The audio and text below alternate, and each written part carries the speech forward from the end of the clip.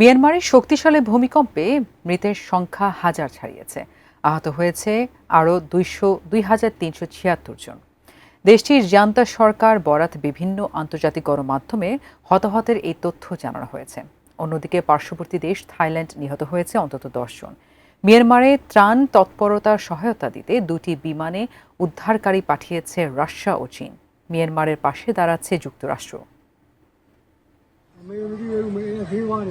শুক্রবার দুপুরে 7.7 মাত্রার শক্তিশালী ভূমিকম্প আঘাত হানে মিয়ানমারে। এর উৎপত্তিস্থল ছিল দেশটির মধ্যাঞ্চলীয় শহর সাগাইংয়ে, ভূপৃষ্ঠের 16 কিলোমিটার গভীরে।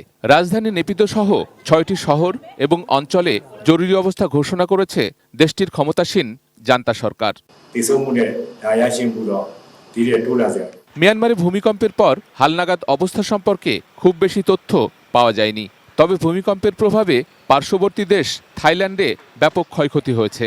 সেই ক্ষয়ক্ষতির বিভিন্ন তথ্যচিত্র ও ভিডিও থেকে এটা স্পষ্ট যে ভূমিকম্পটি ছিল ব্যাপক বিধ্বংসী। মিয়ানমারে মৃত্যু 1000 থেকে 10,000 ছাড়াতে পারে বলে জানিয়েছে যুক্তরাষ্ট্রের ভূতাত্ত্বিক জরিপ ও গবেষণা সংস্থা ইউএস জিওলজিক্যাল সার্ভে USGS।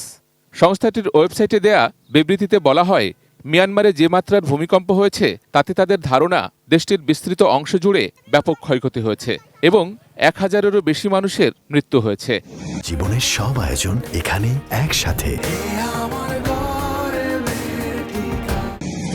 মিয়ানমারে উদ্ধার ও ত্রাণ তৎপরতায় সহায়তা দিতে দুটি বিমানে 120 জন উদ্ধারকারী পাঠিয়েছে রাশিয়া। চীন থেকেও 37 সদস্যের উদ্ধারকারী দল ইতোমধ্যে ইয়াঙ্গুনে পৌঁছেছে। মিয়ানমারে উদ্ধার ও ত্রাণ তৎপরতায় সহায়তা করতে $5 মিলিয়ন বরাদ্দ করেছে জাতিসংঘ। এছাড়া মিয়ানমারের দুরবস্থায় পাশে দাঁড়ানোর প্রতিশ্রুতি দিয়েছেন মার্কিন প্রেসিডেন্ট ডোনাল্ড ট্রাম্প। মার্কিন স্টেট ডিপার্টমেন্ট জানিয়েছে, বিদেশি সহায়তা বন্ধ করা হলেও প্রাকৃতিক দুর্যোগে সহায়তা দিতে যুক্তরাষ্ট্র প্রস্তুত। Sheikh Abdus Salam, desk report, ATN news.